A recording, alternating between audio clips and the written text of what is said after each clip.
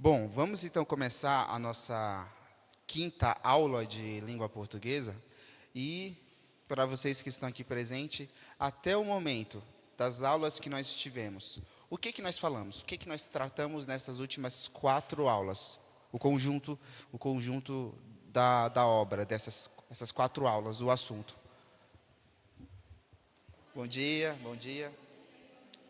O que nós tratamos nessas últimas 4 aulas? O que a gente aprendeu até o momento de língua portuguesa? Fonética, língua e linguagem, conceito de língua. O que mais?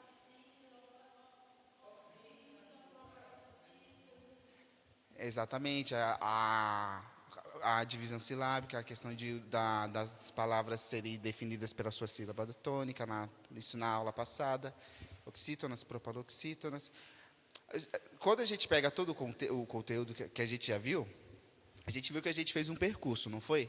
A gente começou lá conceituando o que é linguagem, o que é língua, o que é fala, que a gente fala que a fala é o discurso, é a língua em sua realização concreta, é o ato de falar, certo? A língua em si é uma atividade social. Nós todos possuímos uma língua comum, que é a língua portuguesa. E a linguagem é a capacidade inata que nós temos, que faz parte da nossa natureza, de adquirir uma língua própria. Então, conceituamos, fizemos essa distinção entre língua, linguagem, fala, que é o discurso. Passamos pela fonologia, fonética. A gente falou muito da fonologia, que é o estudo do som, né? Então, a gente começou com a menor unidade. Qual é a menor unidade da língua? O som. Pegamos a palavra e vamos dividir. Quando a gente divide, fatia essa palavra, a gente chega na unidade, a menor unidade, que é o fonema, o som das palavras, que são representados pelas letras. Não é verdade? As letras representam os sons, os fonemas. Daí nós passamos, então, para o estudo da forma das palavras. A gente parou de analisar a unidade menor e abrangimos mais o estudo. Agora não é mais a unidade menor, mas é aquela unidade em relação com as suas outras unidades, formando uma palavra, certo? Então, agora a gente está analisando a palavra, o estudo da forma das palavras, que foi a morfologia. Além disso, a gente tinha feito um pequeno adendo na segunda aula, falar sobre a história da língua portuguesa, a origem da língua portuguesa, que começou aonde?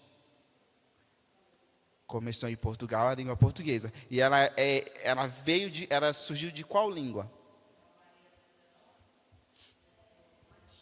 Do latim.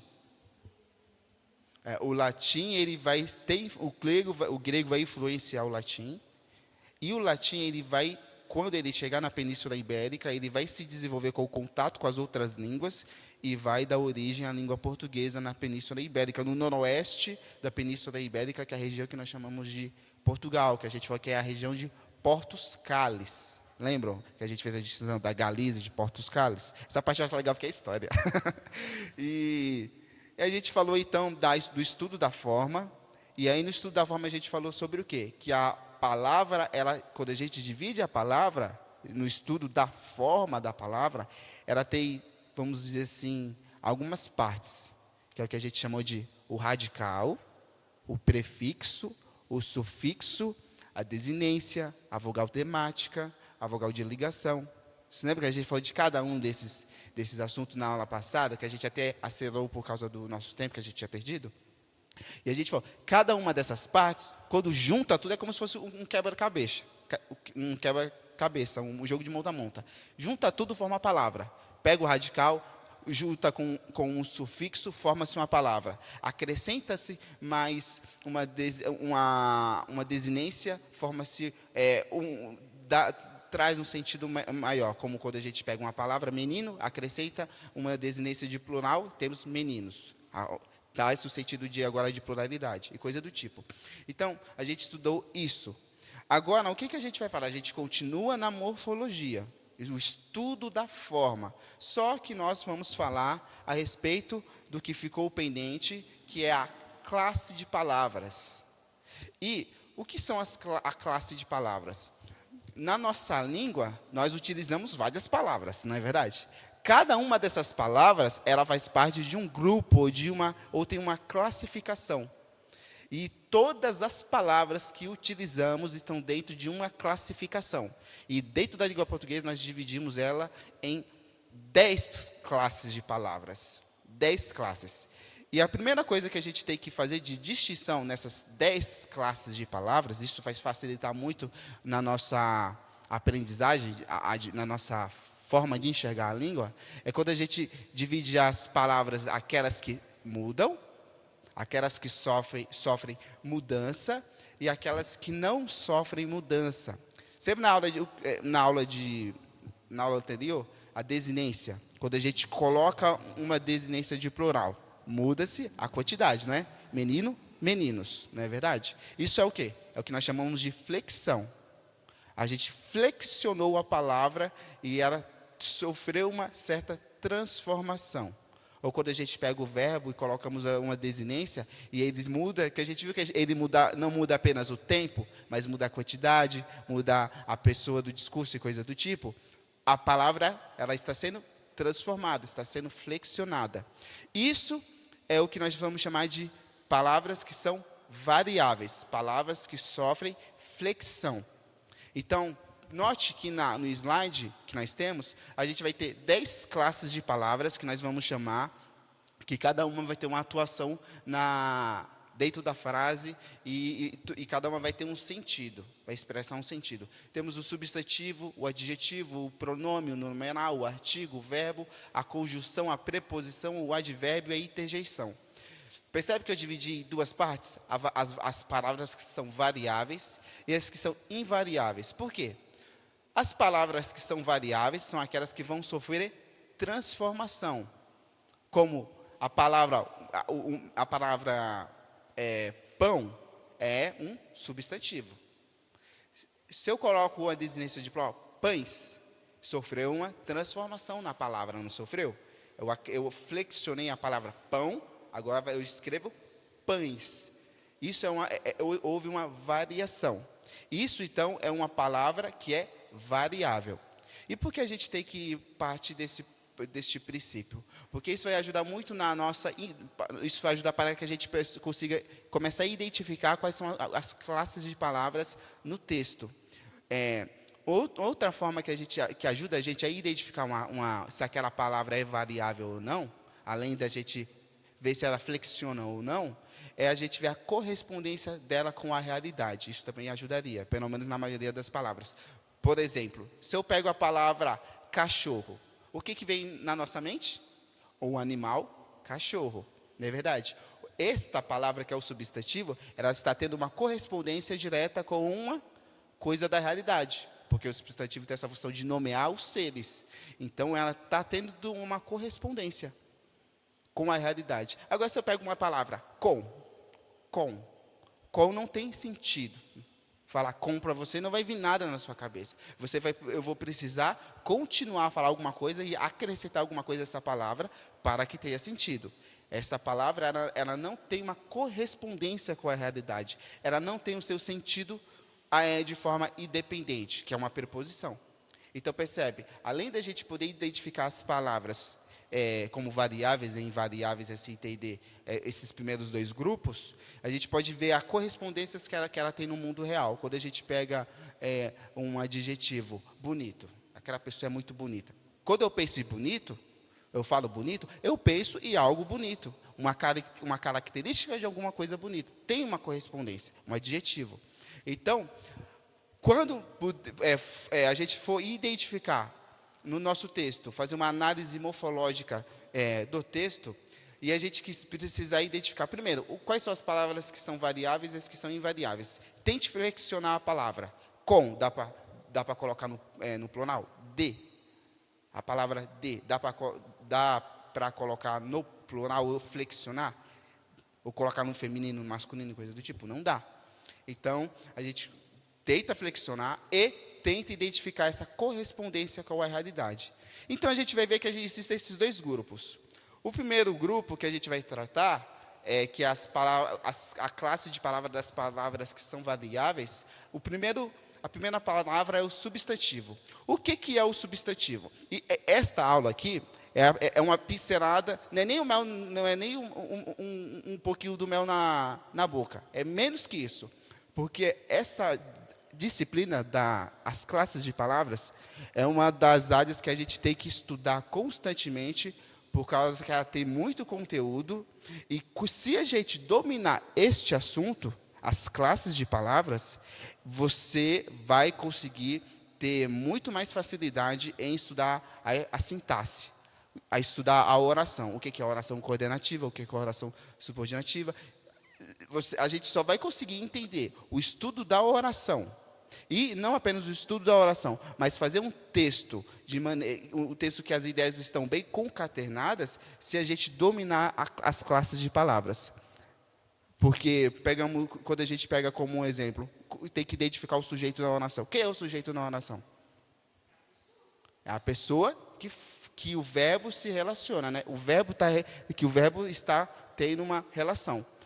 Mas percebe que quando a gente fala isso dentro do estudo da sintaxe, quando a gente fala que o sujeito, o que é o sujeito? Pensar, o sujeito é algo que existe. Pode ser um ser, pode ser alguma coisa, mas é algo que existe e tem movimento, porque verbo é um verbo que apresenta algum tipo de condição, de mudança, de movimento. Isso significa que o sujeito, por ele ser o ser, por ele de alguma maneira existir, seja de maneira concreta, ou animal, o cachorro, coisa do tipo, ou de maneira abstrata, o amor e coisa do tipo, a gente pega desse sentido, ele é algo que existe, é um ser. Isso significa que quando identificarmos o sujeito, a gente vai ver que ele tem uma característica que faz parte do substantivo. Então, o núcleo do sujeito vai ser uma palavra substantiva, ou um substantivo ou uma palavra que é substantivada. Mas como é que eu vou conseguir ter a facilidade de identificar o que é sujeito, o que é predicado, o que é predicativo, o que são os adjuntos, se eu não dominar as classes de palavras? Eu preciso entender as classes para que eu consiga reconhecer o que é sujeito, o que é adjunto, o que é predicado. Porque cada palavra vai ter uma relação direta com a sua organização na frase. O adjetivo vai ter uma ideia de trazer característica e vai ter uma relação direta até com os adjuntos. Então, a gente precisa dominar as classes de palavras. Então, mesmo que essa aula aqui, por ser uma pincelada da pincelada da pincelada, é apenas uma forma introdutória para que vocês tentem, principalmente nesta disciplina, nessa matéria, a estudar com mais cuidado. Se vocês estudarem esse com mais cuidado, vocês vão deslanchar fácil na parte da sintaxe. Ok? E o substantivo, então, que é a primeira classe de palavra, é a palavra, a classe que designa ou nomeia os seres em geral. Quando a gente pega o ambiente que nós estamos aqui neste momento, é igreja, não é? Estamos na igreja. Igreja é o quê? É algo que existe na realidade, não é verdade? Como é que nós chamamos essa coisa, esse lugar? Igreja. Esta palavra é um substantivo.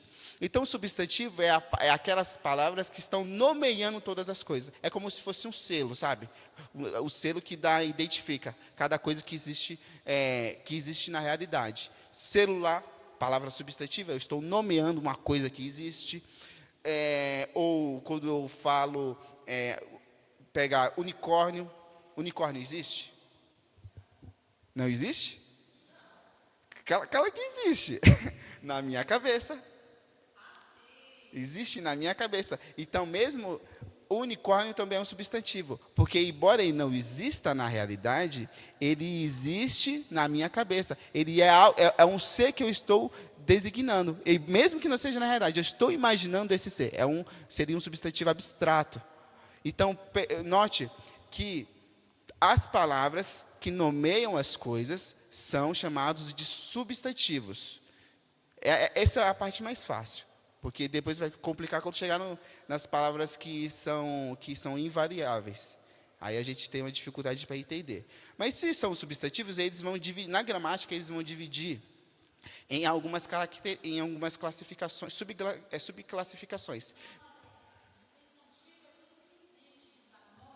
Isso, por isso, a palavra substantivo, o substantivo são as palavras que tem, as palavras que vai ter correspondência com a realidade, com tudo que existe.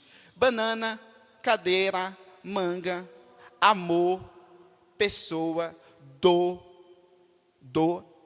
Então,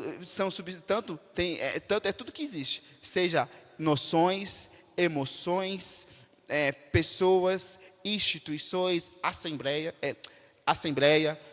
Câmara dos Deputados, são coisas que existem. E esses nomes é o que nós chamamos de substantivo. Como nós colocamos ali. Pessoas, animais, vegetais, lugares, instituição, ações, estados e qualidades. Como no exemplo a seguir, alguns substantivos. Xícara, café, homem, arco-íris. Arco-íris existe? A gente vê o arco-íris na chuva, né? No tempo de chuva. Flor, dente. Mas percebe que dentro da classificação dos substantivos, a gente vai ter outras classificações que vai se relacionar direto com a aula anterior. A questão da formação, da derivação das palavras. Um substantivo simples, o que seria um substantivo simples? Aquele substantivo que dá nome às coisas de maneira geral. Tipo, quando eu falo cachorro, eu estou especificando qual é o cachorro? A raça do cachorro? Eu não estou. É um cachorro no sentido geral. Todos os cachorros. Isso é um substantivo simples. É o nome, a classificação que eu dou, o nome que eu dou ao determinado ser que existe, mas de maneira geral. Não estou especificando um elemento da realidade específica. Ou a mesma coisa, café. Estou falando que qual é o café? Café, a gente sabe que tem vários tipos de café. Pessoa também. Até mesmo a palavra homem. Homem também é um substantivo simples. Porque a gente quando a gente fala homem, a gente fala todos os homens. Não é verdade? Mas além disso, a gente entende que o substantivo simples, ele também, além dele, tem o substantivo composto. Que são aquelas palavras que é formada por dois radicais. Você lembra que a gente falou que o radical é aquela palavra que não muda? É aquele pedacinho da palavra que não muda? Banana, a palavra bananeira. O eira é a parte que muda. O ban é a parte que não muda. Isso é o radical. Palavras com dois radicais é o que nós chamamos de substantivo composto. Como arco e íris. São dois radicais. Arco e íris. Beija-flor. Percebe que são dois radicais, porque a gente percebe que é como se fossem duas palavras que se juntaram. Beija e flor. Isso é o que nós chamamos de substantivo composto. Uma palavra que, na sua formação, elas são formadas por dois radicais. Ok? Beija-flor ou floricultura. Cultura e flor. Percebe? É a formação de dois radicais. Mas também existem aquelas que nós também classificamos os substantivos em substantivos primitivos e substantivos derivados. Por exemplo, sempre que a gente falou da derivação e composição, na aula anterior, as palavras elas podem ser derivadas ou podem sofrer uma composição, que é quando eu acrescento um sufixo ou um prefixo e faço uma flexão dessa palavra e ela muda, ou quando eu acrescento um novo radical, e eu faço uma composição dessa palavra. Então, percebe, as palavras elas vão ser derivadas, como a gente pega a palavra aqui, floricultura. Floricultura é uma palavra derivada de flor. Flor, então, seria a palavra primitiva. Então, a gente vai entender que o substantivo vai ter aqueles que são os nomes que dão, as palavras que nomeiam as coisas, mas esses nomes também podem sofrer mudança e nomear outras coisas. Pega a palavra cultura e pega a palavra flor, junto e nomeio outra coisa da realidade, floricultura. Então, percebe que as palavras, é isso que eu acho interessante na língua, porque são poucos, a gente tem um número X de palavras, e esse número X de palavras, a gente pode usar de várias maneiras, e mudá-las. Isso é interessante. Porque a língua é orgânica, está sempre em constante mudança. A gente consegue fazer essas mudanças com o número X que a gente tem. Mas também podemos chamar de palavras que são comuns e substantivos comuns e substantivos próprios e substantivos concretos e substantivos abstratos. O substantivo comum, ele também está ligado ao simples. O comum e o simples tanto tem a noção de possuir um radical, só um radical, e não dois radicais, que seria um substantivo composto, mas também essa ideia de classificar de maneira geral. O comum, a gente entende o comum quando a gente relacionar com o substantivo próprio. Isabel. É o substantivo comum ou o substantivo próprio? Por quê? É algo, eu estou especificando um ser da criação, não é? Eu especifico, eu estou deixando que aquele substantivo se torna próprio. Quando eu falo, por exemplo, Brasil, existe outro país que seja Brasil? Só tem um Brasil. Ou quando a gente pega a palavra como Europa, existem várias Europas? A gente pode dividir a Europa em partes, a Europa Ocidental, a Europa Oriental, mas é tudo uma Europa só, que a gente divide. Mas isso é um substantivo próprio, nomeia algo e especifica algo da criação.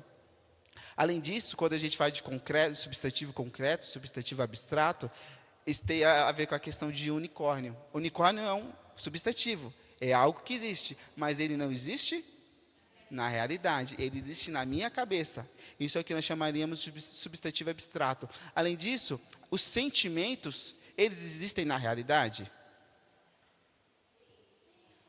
Existem, mas eles existem na realidade, tá solto por aí. Ah, oi amor, oi amizade. Não é. Nós não personificamos a amizade. A amizade, ela precisa de quem? Do ser humano.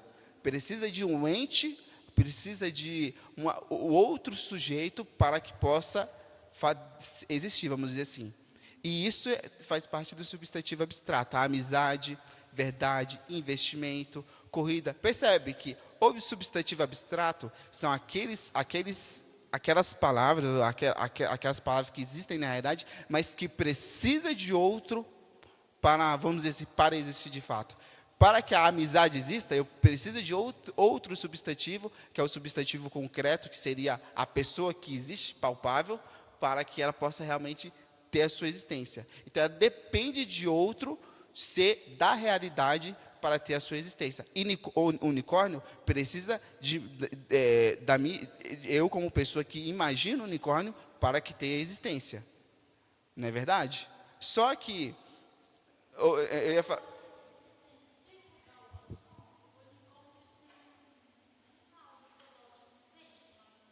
unicórnio? Eu acho que não, hein? Eu acho que tem uns animais que eles têm uns chifres assim, que é o... É o ornitorrinco. E não, é porque o que é o unicórnio? É um cavalo com chifre. E não tem. O unicórnio, ele faz parte da... A única coisa que eu acredito, sabe o que eu acreditava? A gente já acreditava em outras coisas. A gente acreditava em lobisomem. Dava um medo, porque a gente cresceu com as histórias do Ceará. Lobisomem, mula sem cabeça, essas coisas. Saci pererê, a caipora, essas coisas.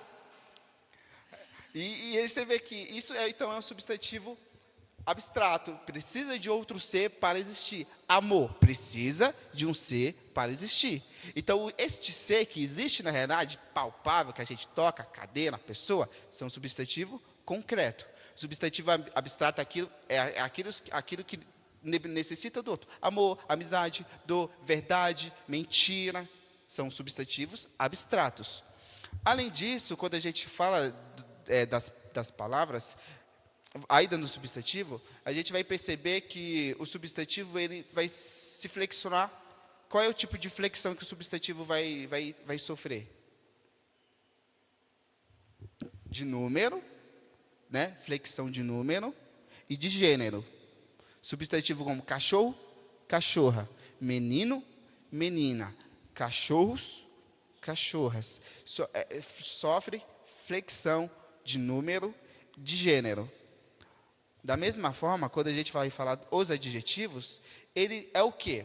É a classe de palavra que modifica o substantivo. E aí a gente vai ver que isso é importante na hora da gente escrever, porque uma palavra vai começar a trabalhar para outra palavra.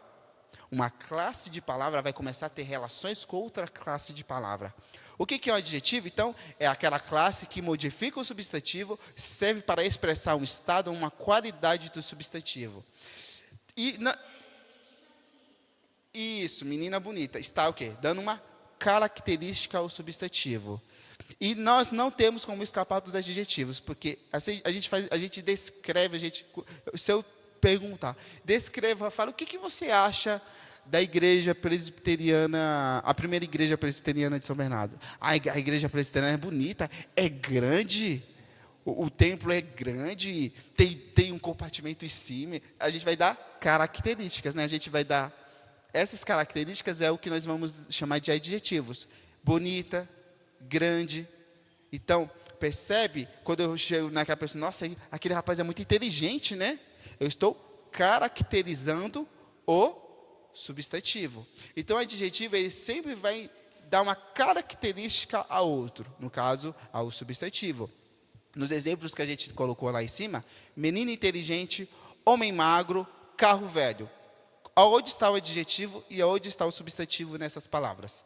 Menino inteligente, homem magro, carro velho. Os adjetivos, porque estão caracterizando quem? Inteligente, tá? Quem é inteligente? A menina, o substantivo, não é verdade? Quem é magro? O homem, o substantivo.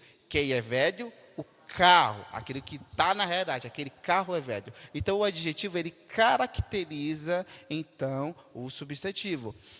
A gente não está tratando das funções sintáticas das classes de palavras, porque a gente vai falar disso na aula de sintaxe. Não adianta eu falar agora, o substantivo aí vai ter núcleo de sujeito, ele também vai ter função de aposto, de objeto, porque se vocês não entenderem aí se vocês não sabem o que é objeto, o que é sujeito, o que é predicado. Quando a gente falar dessas partes, a gente vai voltar para as classes de palavras e ver como é que o substantivo se relaciona com na estrutura sintática da palavra. Qual é a função que determinadas classes de palavras podem exercer na estrutura sintática da palavra, ok? Então, a gente só está tratando da questão semântica e não da função sintática das palavras. Quando a gente fala de substantivo, da mesma forma, ele vai flexionar em gênero, em número e em grau. Por que o substantivo ele vai flexionar em grau? A gente vai ver que o professor de matemática é tão bom quanto o de geografia. E o Paulo é inteligentíssimo. Percebe que aqui quando a gente fala, Paulo é inteligente. Paulo é inteligentíssimo. Houve uma mudança de sentido? Eu estou o quê? Levando a inteligência desse à última potência. Ele não é simplesmente inteligente, ele é inteligentíssimo. Houve o quê? Uma mudança de grau. Eu estou realmente elevando ele à última potência, exaltando o cara é inteligentíssimo, o cara é lindíssimo, não é verdade? Então, isso é dentro do adjetivo, o adjetivo então, pode sofrer também essa mudança de grau. Ou no sentido de levar ele ao superlativo, que é o que nós chamamos de superlativo quando a gente eleva esta palavra, ou no sentido de comparativo. O professor de matemática é tão bom quanto o de geografia. Percebe, o professor de matemática é o quê? Ele é bom? Ele não é bom. Ele é tão bom quanto o de geografia. Eu estou fazendo uma comparação com o outro. Ele é bom, mas ele é tão bom quanto o outro. Então a gente percebe que o adjetivo, ele vai também poder sofrer essas mudanças de grau, e não apenas de número e de gênero. Bonito, bonita. Não tem como. Aquela menina é bonito. Não faz sentido. Aquela menina é bonita. Aquele menino é bonita. Se escrever assim, soa desagradável, está mal escrito, não está mal escrito? Porque o adjetivo ele vai sofrer uma flexão de gênero e percebe que ele tem que concordar com o substantivo. Isso e parece ser coisa simples, mas a gente às vezes escreve errado assim. Às vezes a gente não concorda as palavras. Aquele menino é bonita, aquela menina é feio. Sabe como a gente percebe isso? Que as pessoas que são estrangeiras estão aprendendo a nossa língua. Elas falam assim. Elas não conseguem, como elas ainda não adquiriram todo o domínio da língua, elas se perdem nessa questão de concordância das palavras. E aí ela vai falar desse jeito. Mas percebe, então o adjetivo ele sempre vai estar tendo uma relação com o substantivo e concordando com o substantivo. Se o substantivo está flexionado no plural, o adjetivo vai estar flexionado no plural. Meninos bonitos, não menino bonitos. Ele tem que concordar, porque ele está caracterizando o substantivo. Se o substantivo flexionou, o adjetivo vai flexionar ou no plural ou no gênero também. Mas, além disso, dos adjetivos, e aqui a gente tem o bonito que é adjetivo, porque o bonito é aquela qualidade, é a característica. É a mesma coisa que dizer, o Alex é tão preguiçoso, é preguiçoso. O preguiçoso é o adjetivo. Eu estou dando uma característica ou falo, o Alex é uma característica. Então, a gente sempre pensa que, por isso que o adjetivo ele vai trabalhar, se a gente usar esse termo, o adjetivo ele trabalha para o substantivo, ele dá características. Mas, além disso, a gente vê que existe aquilo que nós chamamos de locuções. As locuções adjetivas são aquelas palavras que não são adjetivos, mas que elas unidas têm um sentido de adjetivo. A palavra amor de mãe. O que a gente quer dizer com isso? Amor paternal. Amor maternal. Eu escrevi paternal, mas eu estava doido quando eu escrevi. Amor maternal. Não é verdade? Amor. Já não tem. Já está errado. Amor maternal. Percebe que amor de mãe não é adjetivo as palavras. Amor de mãe. A gente não tem adjetivos. Mãe é um substantivo, amor é um substantivo e de é uma preposição. Só que a gente percebe que, juntando esse conjunto de palavras, tem uma característica adjetiva, tem uma função adjetiva. Amor paternal. Então, amor de mãe significa amor maternal. Esse de mãe, esse conjuntivo de palavras, esse de mãe, tem uma função, uma característica adjetiva. Este conjunto de palavras que traz uma função de outra classe é o que nós chamamos de locução. A gente vai ver isso muito e ter essa aqui que a gente chama de locução adjetiva, mas vamos ter locução verbal, por exemplo, que são esses conjuntos de palavras que são de outras classes, mas quando elas unem-se, elas formam uma classe específica, que neste caso é adjetiva. Amor de mãe. Férias do ano, que é férias anual. Homem sem coragem, homem medroso. Sem coragem, medroso. Corte de cabelo, que é corte capilar, corte de cabelo. Está trazendo uma característica. Mas, além disso, além dos adjetivos, a gente tem aquilo que nós chamamos pronomes. Os pronomes são muito simples também da gente identificar. Acho que são os mais simples. Pronome e numeral. É a classe de palavra variável que indicam. Eu também estava doido quando eu repeti. Acho que eu fiz à noite e eu estava com sono, gente. Geralmente eu faço à noite. As pessoas do discurso, posse ou posição, eles acompanham ou substituem os substantivos. Percebe que os adjetivos, eles caracterizam, dão qualidades, características ao substantivo. Os pronomes, eles ou substituem ou acompanham o substantivo. E isso a gente vai perceber quando a gente escreve. Por exemplo, quando eu digo, o Alexandre, meu irmão, o Alexandre saiu para trabalhar. Eu estou falando quem é o sujeito, o Alexandre, né? Substantivo, Alexandre. Agora, se eu digo, ele saiu para trabalhar. Ele. Esse ele é o pronome. E está substituindo quem? O Alexandre, o substantivo. Então, o pronome tanto tem a função de substituir, como de acompanhar. No caso, eu gosto de bolo de chocolate. Poderia ser, o Alex gosta de bolo de chocolate. Ou, aquela moto é minha. Eles passaram a tarde jogando dominó. Percebe que, quando a gente vê no primeiro caso, eu gosto de bolo de chocolate, quem é o sujeito? Eu.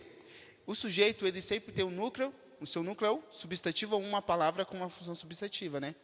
No caso, o pronome eu está substituindo o substantivo. Quando a palavra aquela moto é minha, o que a gente tem a ideia? De posse e de posição.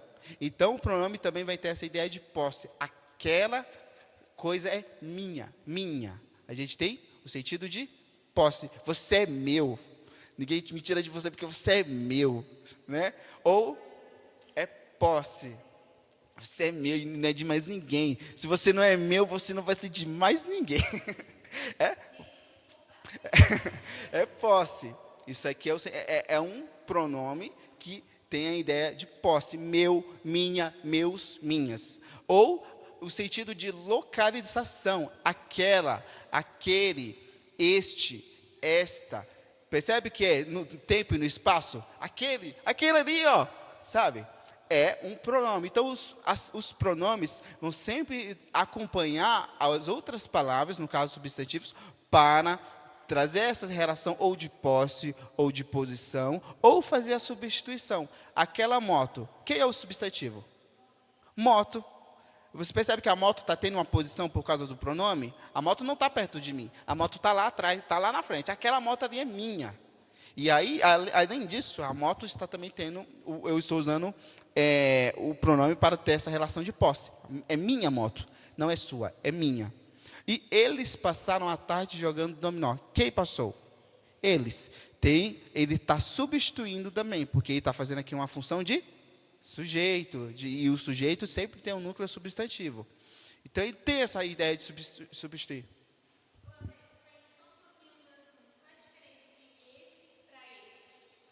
Tem a ideia de proximidade.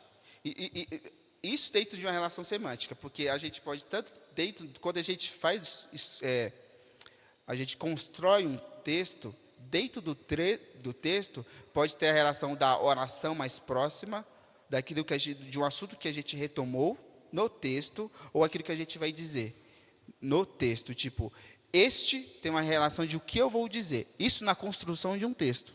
Na questão de fazer uma redação. E esse tem a ideia do que é aquilo que eu já disse. Porém, também pode ser no sentido de localidade, daquilo que está mais próximo, daquilo que está mais distante. Eu sou o que fala. Se eu digo, este microfone aqui, ele está funcionando bem. Tem a ideia de o microfone está perto de quem? De mim. Agora, se o microfone estiver perto de você, eu vou dizer, esse microfone funciona bem. Então, tem essa ideia de localização. Se estiver mais próximo do sujeito que fala, é este. Se estiver mais longe do sujeito que fale, mais perto daquele ao qual ele está se referindo, é esse. E no texto em si, dentro da estrutura, como quando a gente cria, escreve e tenta organizar as ideias, tem aquela relação do que eu vou dizer e do que eu já disse anteriormente, no texto. Então, ele é um pouco mais dinâmica, a aplicação do esse e do este. Além disso, então a gente percebe que os pronomes eles também vão ter várias subclassificações. Pessoal, demonstrativo, possessivo, indefinido, relativos, interrogativos e de tratamento. Os pessoais é aquele eu, ele, ela, vós, nós, que é o que a gente usa para fazer quando a gente coloca a primeira, a segunda e a terceira pessoa. Não é verdade? Nos verbos. Eu, ele, são os pronomes pessoais. Pronomes demonstrativos. Este, esse, aquele, porque eu estou demonstrando, né? Ei, é aquele ali, eu estou demonstrando para você que aquela moto é minha. Demonstrativos. Possessivos, que são os que eu mais gosto. Meu, minha, seu, sua, teu, tua, vosso, nosso. Indefinidos. Nenhum, nenhuma. Sabe quando nenhum é definido porque não é muito bem claro. Você tem algum problema contra a minha pessoa? Não, não tenho nenhum. Na verdade, tem. Nenhuma, algum. Eu vi algumas pessoas aí falando mal da pregação do pastor. Algumas pessoas. Eu não estou definido. Está indefinido, está estranho, está meio ambíguo. Percebe? São pronomes. São pronomes indefinidos. Nenhuma, alguma, quem. Relativos. Onde, qual, que, quanto, cujo. Interrogativos. Quanto você tem aí? Quem? Quem foi que disse isso? São pronomes relativos. São pronomes interrogativos. E de tratamento, que a gente usa muito quando a gente está se referindo a autoridades, Vossa Alteza, Vossa Excelência, Vossa Santidade, no caso de se referir ao Papa, Vossa Santidade, Vossa Alteza a um rei. presidente é Vossa Excelência. Se eu não me engano, é Vossa Excelência. É Vossa Excelência? Acho que tem um tratamento para o presidente, agora eu não me lembro se é Vossa Excelência. Vossa Excelência é juiz. Vosso Excelentíssimo presidente. Eu não me lembro mesmo qual é o de. Acho que é Vosso Excelentíssimo. Isso. E aí tem esses que são os tratamentos, que a gente usa para se referir às autoridades. E quando a gente escreve uma carta a uma autoridade, a gente vai ter que usar esses pronomes de tratamento. Mas também existe aquele que são os numerais. Percebe que os pronomes os pronomes, eles também sofrem flexão. Em que sentido?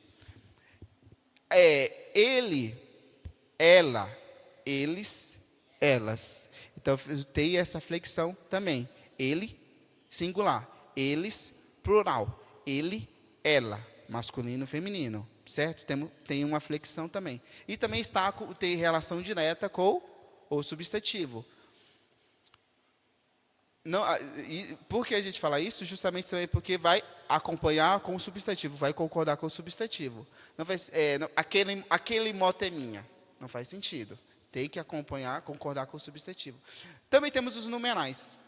Os numerais é a classe de palavra de variável, que também sofre mudança, que indica número exato, uma posição que tal ocupa em uma série, em uma cadeia. Quando a gente pega, por exemplo, 1, 2, 3, 4. A gente vê que ou quando a gente pega primeiro, segundo, terceiro, meio, terço, quarto, dobro, triplo e quadruplo, a gente tem a ideia de número, de quantidade. Não é a mesma coisa que gênero, eles, de plural, eles ou elas. Não é o mesmo sentido, mas é o sentido de quantidade. Um menino, 2 meninos, 3 meninos. A gente tem quantidade. Quantidade de seres. Ok? Mas também tem uma ideia de essa quantidade estar dentro de uma série. Quando a gente pega, por exemplo, neste exemplo que eu trouxe, na rua de cima, 2 cachorros brigando. Na rua de cima, 2 cachorros brigando por um osso. Ou, Senhor, me vê 1 dúzia de ovos. O rato roeu os Ixi, eu não sei o que eu estava fazendo nesse dia. Este dia eu estava realmente com muito sono. Acho que eu estava dormindo. O rato rói, já é para vocês prestarem atenção. Mas os ratos roem 1/4 do queijo que eu tinha guardado no armário. Percebe que aqui a ideia é de quantidade, mas dentro de uma série. Por que de uma série? Se há 1/4 é porque há um inteiro. Há uma quantidade inteira no qual eu tiro uma parte. Quando eu digo uma dúzia é porque há assim, uma ideia, pressupõe uma ideia de que há algo que faça parte que essa dúzia faz parte de algo maior, de uma parte inteira. Não é verdade? Então, o numeral sempre tem essa ideia de colocar dentro de uma série, de um todo, uma parte de um todo. Ou, no caso aqui, 2 cachorros, tempo e espaço, 2 seres que estão brigando. Mas é a ideia também de quantidade dentro de uma série. Numeral é muito fácil de guardar, porque são simples. 1, 2, 3, 4, 5, 6, 7, 8. Números são numerais. Primeiro, segundo, terceiro, quarto, quinto, meio, terço, quarto, quinto, dobro, triplo, quádruplo. São tudo ideias de quantidade, números fracionários, multiplicativos, ordinários ou cardinais. São todos numerais, faz parte da classe de palavra numeral. E que a gente vê, muitos deles a gente vê na matemática também. Essa mesma ideia também faz parte da matemática. Além disso, outra palavra, classe, que é muito importante, é o artigo. A classe variável que vem antes dos substantivos e serve para especificar ou generalizar o seu sentido. Eles podem ser definidos ou indefinidos. Como? Quando eu digo, eu vi um homem entrando na minha casa. Eu vi um homem. Eu não estou sempre especificando, eu não estou sendo preciso quem é um homem, não é? Agora, eu vi o homem entrando. Quando eu digo eu vi o homem, Pressupõe-se que a pessoa sabe que é este homem, eu só estou dizendo, eu vi um homem. É a mesma coisa que a pessoa sabe que foi o Alex que entrou na casa. Aí eu chego, eu vi o homem entrando na casa, e a pessoa vai saber que foi o Alex. Porque pressupõe-se que a pessoa sabe quem é, e aí eu estou sendo específico. Agora, quando eu digo, eu vi um homem entrando na casa, não estou especificando bem. Ele está mais indefinido. É apenas um homem. Então, a gente percebe que os artigos, eles podem ser definidos ou indefinidos, que é simples também. O, a, os, as, uns, uma, umas. Um homem, o homem. A menina, ou uma menina. Então, a gente percebe que eles sempre vão acompanhar o substantivo. Sempre. Porque o artigo, ele não vai ter uma função sozinha. Não faz sentido eu falar os, as, sozinho. Ele vai acompanhar. Ele serve para definir, especificar o substantivo. Então, sempre ele vai vir antes. Não tem como eu falar menino os, né? Ou menino um, ou homem um. Ele vem antes do substantivo. Um homem, um menino. O homem, o menino. E não homem, um. Menino, um. Não tem como eu tirar da ordem. Então, ele sempre vem antes do substantivo e serve para especificar, dar sentido ou generalizar quando eu uso como um ou uma. Mas, além dessas classes, temos uma que é a mais importante de todas e a mais difícil de estudar, por causa que ela tem várias características. A gente teria também que ter uma aula só para verbo, que é justamente a classe de palavras verbo. É a classe que indica ação, estado ou fenômeno da natureza, como sair, correr, chover, ou eles podem ser regulares, irregulares, defectivos e abundantes. Essa é a subcategoria deles. Mas o que é o verbo? Entendam o verbo aí também sempre vai ter uma relação com o substantivo ou com o sujeito, vamos dizer assim. O verbo aí tem a ideia de quê? Movimento, transformação. Tenha esta ideia, movimento, transformação. Porque o verbo aí sempre vai ter essa ideia de que o sujeito está tendo alguma mudança. Seja movimento de estado, seja movimento de ação mesmo, o sujeito está praticando alguma ação, ou alguma questão emocional, condição. Então, é sempre a ideia de mudança, transformação. No exemplo aqui, choveu muito ontem. Choveu muito ontem. E aqui é uma oração sem sujeito. Não temos sujeito nessa oração, mas o verbo choveu, ele tem uma ideia de quê? De um fenômeno da natureza, não é verdade? Esse fenômeno o que se tem a ideia de transformação. Algo está acontecendo. Está chovendo. Choveu muito ontem. Quando eu pego o exemplo de baixo, ando de bicicleta, mas não de skate. Quem é o sujeito? Quem é que anda? Ando de bicicleta. Quem é que anda? Eu ando. Então, o sujeito é eu. Esse sujeito aqui, ele não está explícito. Ele é um sujeito que está, vamos dizer assim, oculto. Então, temos o ando de bicicleta, mais de skate. Percebe que eu estou fazendo uma ação? Eu estou em movimento. Eu estou executando alguma coisa. É o verbo responsável para trazer esse sentido de movimento, de ação. Agora, é um movimento. Se bem que nesse sentido, o grego, verbo não é verbo é substantivo. A ideia é logos. O verbo, na verdade, é uma tradução de logos. Logos seria o sentido de palavra. E palavra é substantivo. Estranho, né? Mas usou outro nome. É palavra. O verbo. A palavra fez. E temos aqui também outro exemplo. O Zé morreu. O que está apresentando? Um estado. Ele está morto. Não é verdade? Então, o Zé morreu. Está morto. Apresenta um estado do sujeito. Ele está morto. Isso é um verbo. Morreu. O Zé morreu. O sujeito é o Zé e o verbo é morreu. Percebe, então, que há aqui o verbo sempre vai apresentar essa mudança no sujeito, ou o sujeito faz uma ação, ou o sujeito se movimenta, ou o sujeito tem alguma condição, algum estado no qual ele está sofrendo. No caso, morrer, no caso, sofreu, o Zé sofreu ontem, com não sei o que, ele sofreu, é uma condição. Então, percebe-se que o verbo ele sempre tem essa ideia, para que a gente consiga identificar o verbo, sempre pense desta forma: movimento, ação ou um estado do sujeito. Essa é a função, então, do verbo. O verbo ele vai sofrer vários tipos de flexões, que é o que a gente falou. Tanto flexão de número e de pessoa, tanto flexão de número, plural ou singular, como também de gênero, como também de tempo e de pessoa. E de modo e de voz, ele vai sofrer várias flexões. Como a gente pega primeira pessoa, segunda pessoa, terceira pessoa, flexão de número, flexão de tempo, de modo e de voz. Modo, tempo, o verbo ele vai se flexionar. Ou vai falar do presente, ou vai falar do passado, ou vai falar do futuro. No caso, quando eu digo ando, é o quê? É presente, não é verdade? Ando. Eu andava. Passado, eu andarei.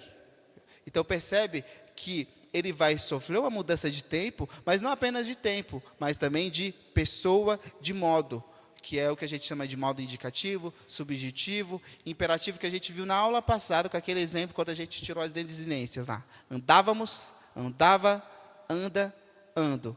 Se a gente acrescenta essas desinências, vai mudar a pessoa do discurso, vai mudar o singular para plural e o tempo verbal. Então, o verbo é a única palavra que ela sofre várias flexões nela. Então, tentem, quando vocês tiverem tempo, assistir no YouTube, eu vou mandar um link para vocês com a aula só de verbo. Por ele ser bem complexo, ter várias mudanças, é bom uma aula só para ele. Eu vou mandar para vocês uma aula só dessa classe. Mas os verbos eles também podem ser regulares, irregulares, defectivos ou abundantes. Que seria o quê? Simples. Verbos regulares são aqueles verbos que não têm o seu radical alterado. Verbos irregulares são aqueles verbos que o radical sofre algum tipo de alteração. Os verbos defectivos são aqueles verbos que são conjugados ou que não são conjugados em todas as pessoas. E os verbos abundantes são aqueles verbos que aceitam duas ou mais formas de conjugação. Vamos pegar aqui um exemplo. Verbos regulares: vendo, vendia, venderam. Qual é o radical? Vem. O vem não sofre transformação, o radical permanece o mesmo. Eu só vou acrescentando outros prefixos, ou, de maneira geral, outros afixos para mudar a palavra. Ou outras desinências. No caso, aqui a gente percebe, vendo, vendia, venderam. Vendia, nos verbos irregulares, vai sofrer uma mudança no radical. O verbo ir, se eu digo irei, vou, fui, se eu mudo o tempo verbal, muda-se totalmente a palavra. O que tem a ver ir com vou? Ir, a radical irei, o radical ir, para vou, o radical vou. Mudou totalmente a palavra. Transformou em outra palavra, o verbo ir. Isso é o que nós chamamos de verbos irregulares, quando os verbos eles sofrem a total transformação no radical, quando se muda o seu tempo verbal, a sua flexão. Da mesma forma, os verbos defectivos são aqueles verbos que não conseguimos conjugar em todas as pessoas. Eu, a palavra fali. Nós falimos. Vós falis. Eu não consigo conjugar em eu, tu e ele. Eu falo. Não tem como eu conjugar o verbo falir. Eu falo. Tu fales, ou coisa do tipo. Não dá para conjugar. É um verbo que a gente só consegue conjugar em algumas pessoas. É o que nós chamamos de verbos defectivos. Mas, além disso, também tem aqueles que são os verbos amudantes, que eles podem ser falados de duas formas. Como desperto, despertado. Completo, completado. Findo, findado. Pegado, pago, pagado. Tanto posso falar pagado como pago, ele pode ser usado dessas duas maneiras. Então, é o que nós chamamos de verbos abundantes, quando pode ser usado dessas duas maneiras. Mas além dos verbos, temos a conjunção, que eu também eu comi o N ali, conjunção. Não conjunção, conjunção. Eu vou começar a fazer essas coisas de manhã, vou fazer mais à noite não. Fazer slide à noite é complicado. É a classe de palavra que liga duas orações ou duas palavras de mesmo valor gramatical, estabelecendo uma relação entre elas. Até o momento que a gente falou, de palavras que sofrem transformação, flexão de gênero, de número, às vezes, no caso dos verbos de tempo, de modo, e também de grau, no caso dos adjetivos, não é verdade? Transformam-se as palavras. Mas agora a gente vai entrar nas últimas classes, as últimas 4 classes, que não sofrem nenhum tipo de flexão. As conjunções, elas são muito importantes na hora da gente escrever uma redação. Quer fazer uma boa redação? Domine as conjunções. Se você quer fazer uma boa redação no Enem, que eu já prestei o Enem e fiz a minha redação foi horrível, péssima, mas tem que dominar as conjunções. Por quê? As conjunções é aquela palavra que ela vai ter uma única função. Ela vai servir de conector. A gente chama de conectivos. As preposições também são conectivos. E as conjunções, ela tem a função de ligar ou uma palavra da mesma classe a outra, ou uma oração a outra. Sabe quando a gente vê Paulo falando, eu não vou citar nenhum versículo, mas vou supor que Paulo diga, vamos supor que alguém, Paulo não, alguém chega na igreja, Deus logo virá, Deus logo estabelecerá o seu juízo, portanto, vocês devem andar de acordo com a vontade de Deus. Este, portanto, ele está fazendo uma ligação com o que eu disse anteriormente, não foi? Ele tem uma ideia de conclusão, por causa que o reino de Deus, porque o reino de Deus é chegado, eu devo andar de acordo com a vontade de Deus. Esse, portanto, ele tem uma ligação, ele liga as duas orações e estabelece estabelece a articulação das ideias. Faz com que realmente eu consiga articular bem as minhas ideias. Eu vou articular bem as minhas ideias no texto por meio das conjunções. As conjunções, ela vai ter, então, a função de ligar orações. Veja no exemplo. João gosta de livros e jogos. Hoje é sábado, mas vou trabalhar. Na primeira oração, a gente tem quantas orações? João gosta de livros e jogos. Temos uma oração, porque temos um verbo, que é o verbo gostar, né? João gosta de livros e jogos. Percebe que este ele está fazendo uma ligação? Ele gosta de livros e o que mais? Jogos. Tem uma função de adicionar. Eu estou adicionando. Ele não gosta apenas de livros. Eu estou adicionando um elemento a mais. Ele gosta também de jogos. É uma conjunção que nós chamamos de conjunção aditiva, porque está acrescentando um elemento a mais. Eu estou ligando livros aos jogos. Ele gosta de livros e também gosta de jogos. Então, a conjunção está fazendo esta conexão das palavras. Ela conecta as palavras. Não tem como eu falar, João gosta de livros e jogos. Gosta de livros e de jogos. Eu estou conectando as palavras. E tendo esta ideia de acréscimo, adição. Da mesma forma, no exemplo de baixo, hoje é sábado, mas vou trabalhar.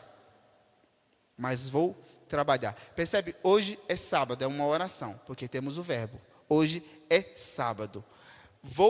Mas vou trabalhar. Temos outra oração. Vou trabalhar. Então percebe que ele está, o mas aqui é uma conjunção, porque está ligando duas orações. Hoje é sábado, vou trabalhar. Poderia dizer sim, mas hoje é sábado, mas vou trabalhar. Eu tenho uma ideia de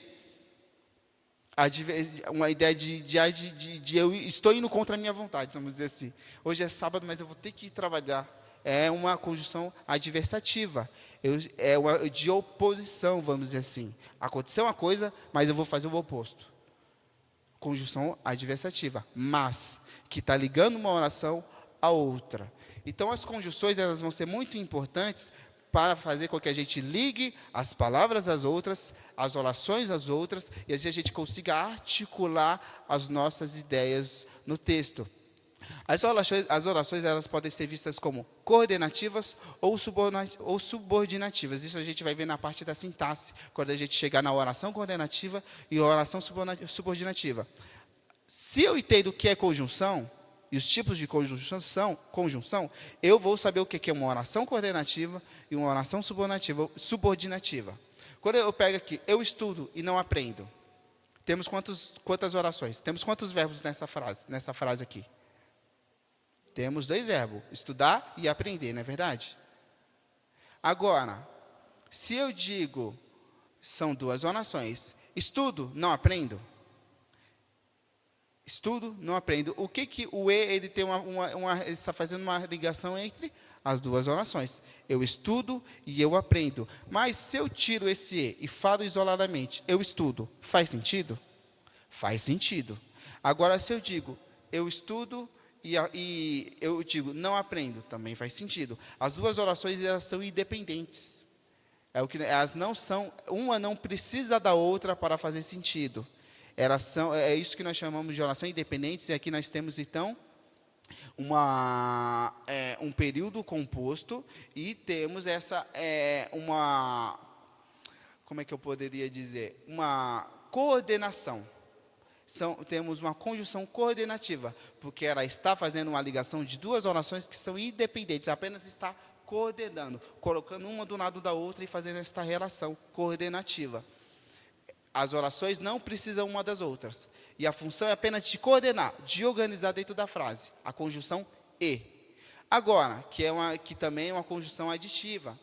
Agora, quando eu digo uma conjunção subordinativa, ela não apenas faz essa ligação e colocar uma do lado da outra, mas ela tem uma relação também de colocar a ideia de uma dependendo da outra. Ela liga e faz com que uma oração, para fazer um seu sentido completo, precise da outra. Aqui a gente vê, a casa incendiou porque esqueceram o gás ligado. A casa incendiou porque esqueceram o gás ligado. A casa incendiou. Tem sentido, semanticamente falando, tem um sentido completo. Mas percebe que, quando eu coloco esqueceram o gás ligado e uso, há uma ideia por trás dessa oração? Há uma ideia aqui de consequência, né? Por que esqueceram o gás ligado? Por que a casa incendiou? Porque esqueceram o gás ligado. Então, esqueceram o gás ligado está tendo uma ligação direta com a casa incendiou. E a conjunção está, por meio da conjunção, que a gente vai ver uma oração, uma oração tendo uma relação com a anterior e estendendo o sentido dela. E expressando uma ideia completa. Então, a oração, aqui nós chamamos de oração subordinativa, porque uma oração, conjunção subordinativa, porque uma oração, de alguma forma, vai ser subordinada a outra. Uma oração vai ser principal e a outra vai ser subordinada. Isso são as conjunções. E existem várias conjunções. Eu vou passar a lista das conjunções, as classes de palavras, eu vou passar a lista em PDF no grupo de todas as classes, todas as palavras, para que vocês tenham acesso. A outra palavra que também que é um conectivo é a preposição. A preposição ela tem a função de conectar e ela é usada para ligar um termo ao outro. É a mesma forma como a conjunção. Só que a conjunção ela serve para fazer ligações de orações, liga orações, mas também liga palavras que sejam da mesma categoria. Banana, eu comi banana e maçã. Banana e maçã fazem parte de uma mesma classe, que é substantivo. Então percebe que banana e maçã, o e, que é a conjunção, liga 2 palavras da mesma classe, não é? E também liga orações. Uma oração a outra oração. Quem liga? Conjunção. Se você lê um texto e você identificar as orações, você vai perceber que ou ela vai ser ligada por algum tipo de conjunção, portanto, porque, todavia, logo, ou ela vai ser ligada, ou ela não vai ser ligada por nenhum tipo de conjunção e vai ter uma vírgula lá no meio. E aí a gente aprende o uso da vírgula também. A vírgula, às vezes, é até a função de separar orações. E não é o que a gente aprende na escola, que a vírgula é onde a gente tem a pausa do respiro. Não, agora eu vou colocar a vírgula porque aqui eu cansei de respirar. Não, ela tem uma função. Não se coloca a vírgula entre sujeito e predicado. Se coloca a vírgula para separar orações que são coordenadas. Então, ela tem uma função. Então, a preposição é aquela palavrinha que liga uma palavra a outra, um termo a outro. Ela não tem sentido, ela não tem função. Não faz sentido. A função dela é apenas colocar lá para ligar uma palavra na outra. Como aqui. O navio veio de onde? De São Paulo. Sairemos ao amanhecer. Então, percebemos que aqui nós temos o de, é uma preposição que está ligando o verbo veio do substantivo próprio São Paulo. Só está fazendo essa ligação. O navio veio de São Paulo e sairemos ao amanhecer. Às vezes, a preposição, quando faz essa ligação de palavras, também tem a ideia de, às vezes, trazer esse sentido de localização. Sabe? No caso, veio de onde? De São Paulo. É uma ideia de movimento e de localização. Mas, quando a gente fala também disso, as preposições, elas vão ser... As preposições que chamamos de preposições essenciais são aquelas que nós conhecemos ante, após, até, com, conta, de, desde, em, entre, para, perante. São todas palavrinhas que têm uma função de ligar uma a outra. É tipo assim, ó, colocou as palavras variáveis. Banana, adjetivo, verbo. Falando de forma isolada, não faz sentido. Tem que meter a conjunção, tem que meter a preposição para que elas sejam ligadas umas nas outras. Eu não consigo ligar substantivos, adjetivos e coisa do tipo, e nos verbos e coisas do tipo, sem preposições, sem conjunções. Os artigos também são importantes para definir, mas percebe que elas são é a massa no meio do tijolo. Você está colocando no tijolo que são as palavras variáveis, e principalmente os substantivos e adjetivos, e os verbos, e aí a gente coloca a massa para juntar esse tijolo. São as conjunções e as preposições. Temos os tipos mais comuns, que é de lugar, de modo, de tempo, de distância, de causa, de instrumento e de finalidade. A preposição ela vai expressar essa ideia. De lugar, de modo, de tempo, de distância, de causa, de instrumento, de finalidade. Percebam no exemplo aqui. O navio veio de São Paulo. É a ideia de lugar. A preposição está tendo uma ideia de lugar. A preposição de. Os prisioneiros eram colocados em fila. É uma ideia de modo, uma condição. Temos uma ideia de modo. Qual foi o modo que eles estavam? Eles estavam em fila. Agora, quando a gente, após alguns minutos, fui atendido. Após é uma preposição de tempo. Após alguns minutos, fui atendido. Vá até ali. É uma ideia de distância, de extensão, não é? Vá até ali, essa palavra até. Após, a palavra após é a preposição, que está dando esta ideia de tempo. Então, percebe que as preposições elas vão servir para ligar as palavras, mas sempre expressando alguma condição, alguma ideia. Tempo, lugar, modo, distância. Quando a gente pega o próximo exemplo, com a seca, o gado começou a morrer. Com a seca, o gado começou a morrer. O gado morreu por quê? Por causa da seca. A gente tem uma ideia aqui de causalidade. Então, quando a gente pega, ele cortou a árvore com o machado.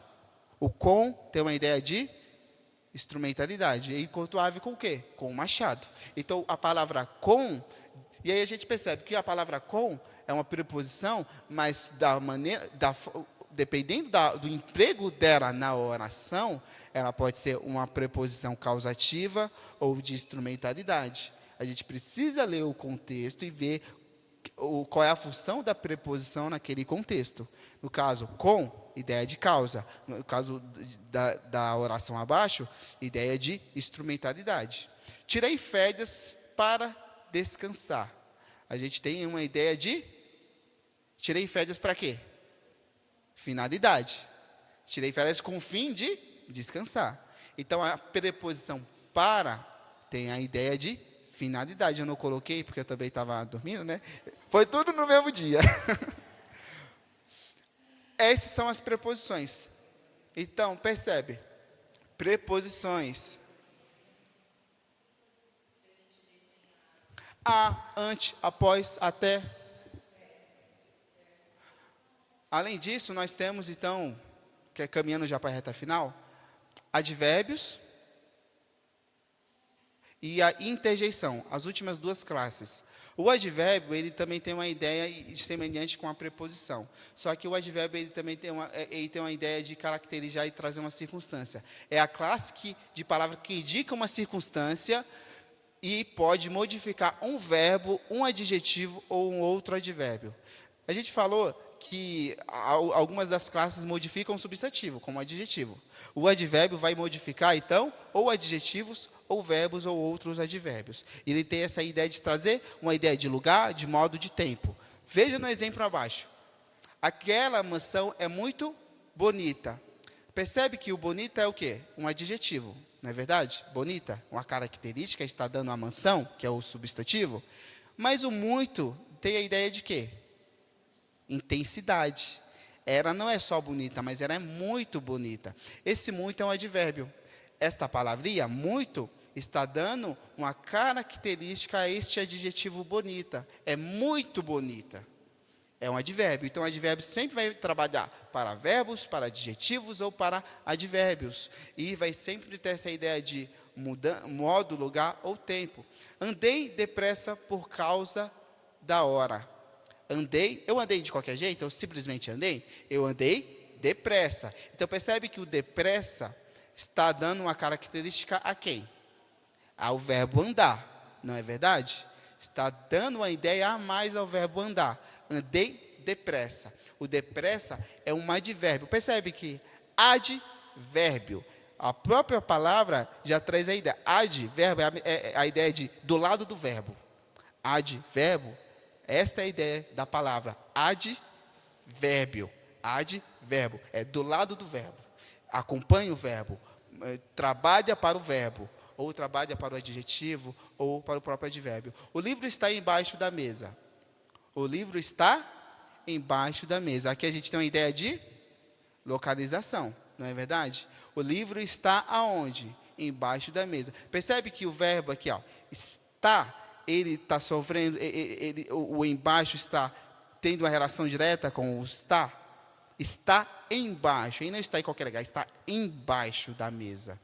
Então, o advérbio vai ser aquelas palavras que vai sempre trazer uma ideia de modo, de intensidade, de lugar, de tempo, de negação, de afirmação, dúvida. É muito semelhante à preposição, no sentido de trazer essas ideias de circunstâncias. Porém, o advérbio sempre vai estar acompanhando um adjetivo, um verbo ou um advérbio. Então, encontrou um verbo e viu que aquele verbo ele sofre uma mudança de sentido com a palavra que veio após ele, a gente pode identificar aquilo como um advérbio. É um advérbio. Está tendo uma função de estar tendo alguma característica no verbo. Está mudando o verbo.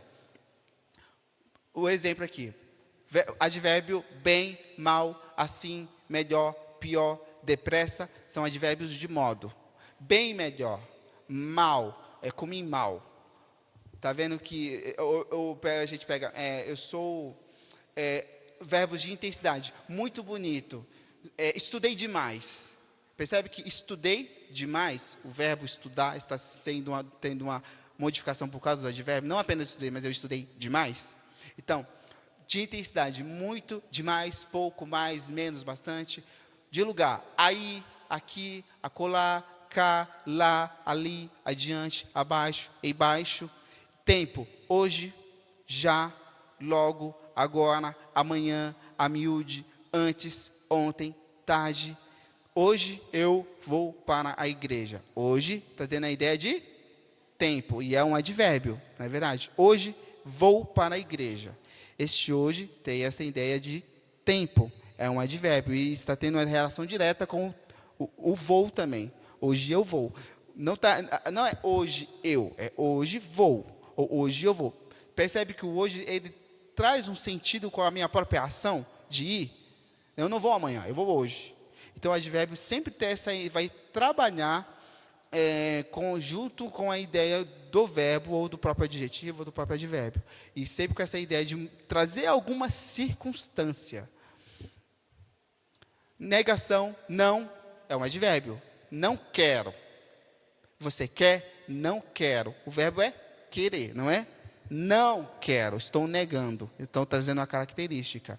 Afirmação, sim, certo, certamente, realmente. Ou dúvida, talvez, possivelmente, provavelmente. Mas, e por último, além destas, que são essas palavras, são as palavras que não mudam. Tem como eu flexionar essas palavras? Com, realmente. Não tem como eu colocar em gênero ou em número. Não é verdade? Não dá. São palavras que não mudam. E palavras que nem têm sentido falando de forma isolada. Só faz sentido se eu colocar ela no meio de outras palavras e ver que ela tem uma função com as outras palavras. Então, entendam isso. Eu quero que vocês saiam daqui entendendo isso. Palavras que são variáveis são as palavras que têm uma relação com a realidade e que elas têm sentido próprio. Eu falando de forma isolada, eu entendo. Palavras que essas são as variáveis. As invariáveis são aquelas que não têm sentido se eu falar isoladamente. Elas só fazem sentido quando eu coloco ela junto com as outras, que são as palavras conjunção, interjeição, o advérbio. Quando a gente pega aqui a classe interjeição, é a classe de palavra que expressa emoção ou uma sensação e é sempre acompanhada de um ponto de exclamação.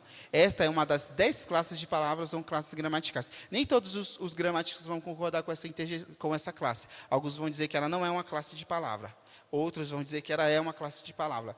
Que é qual? A, o, ai, droga, psiu, psiu. Puxa, sabe essas palavras? São interjeição. Ah, que vida triste. Ah, como a minha vida é triste. Esse a é uma interjeição. Eu estou expressando alguma emoção minha, mas simplesmente estou querendo expressar. Puxa vida, eu ganhei na Mega Sena. Puxa vida, sabe? É uma expressão apenas de uma emoção minha. É uma interjeição. Então temos, meu Deus, ora bolas, psiu, puxa, a, o, ai. Percebe que todas elas a gente coloca um ponto de exclamação?